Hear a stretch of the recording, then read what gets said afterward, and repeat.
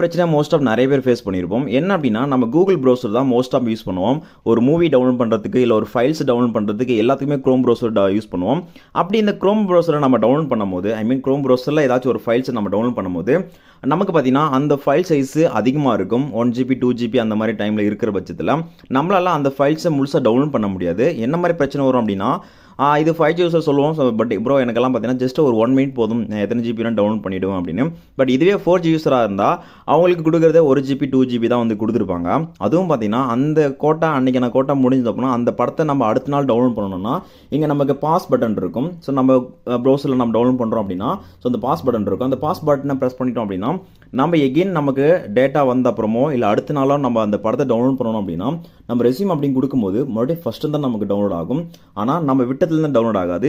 இந்த நாள பிரச்சனை நிறைய பேர் ஃபேஸ் பண்ணியிருப்போம். இது 5G யூஸர் கூட இந்த மாதிரி பிரச்சனை இருக்கும்.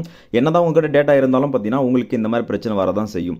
ஸோ அந்த மாதிரி பிரச்சனை உங்களுக்கு வந்துட்டு இருக்கு அப்படின்னா தாராளமாக அதை நீங்கள் சால்வ் பண்ணிக்கலாம். ஸோ இன்றைக்கி இல்லை, இன்னும் ஒரு வாரம் கழித்து கூட நீங்கள் என்றைக்கு பாஸ் பண்ணீங்களோ அந்த ஒரு வாரம் கழித்து நீங்கள் ரெஸ்யூம் கொடுக்கும்போது கூட எதில் விட்டீங்களோ அதுலேருந்து தான் நமக்கு அந்த ஒரு மூவியோ இல்லை ஒரு ஃபைல்ஸை டவுன்லோட் ஆகணும். தவிர நம்ம ஃபஸ்ட்டு தான் டவுன்லோட் ஆகக்கூடாது. இதனால நமக்கு டேட்டாவும் வேஸ்ட் தான், டைமும் வேஸ்ட்டு தான். இந்த மாதிரி பிரச்சனை உங்களுக்கு இருந்துச்சுன்னா அதை எப்படி சால்வ் பண்ணலாம் அப்படிங்கிறத பார்க்க போகிறோம். வீடியோ ஸ்கிப் பண்ணாத பாருங்கள்.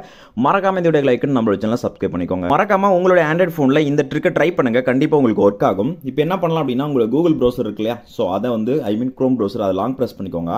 ஆப் இன்ஃபோக்குள்ளே அப்படிங்குவாங்க. ஸோ இதுக்குள்ளே வந்தீங்க அப்படின்னா நமக்கு ஸ்டோரேஜ் அண்ட் கேச்சஸ் அப்படின்னு இருக்கும். அதுக்குள்ளே கிளிக் பண்ணிக்கோங்க.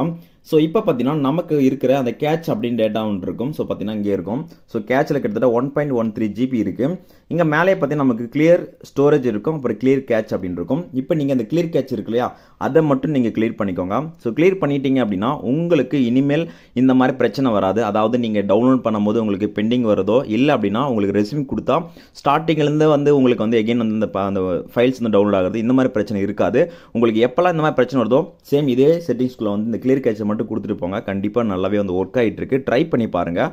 மேலும் உங்களுக்கு இது பிடிச்சிருந்தால் மறக்காமல் இந்த வீடியோக்கு லைக்கும் இது மற்றவங்களுக்கு ஷேர் பண்ணிக்கோங்க. அண்ட் தென் மறக்காமல் நம்ம சேனலை சப்ஸ்கிரைப் பண்ணிக்கோங்க. தேங்க்யூ.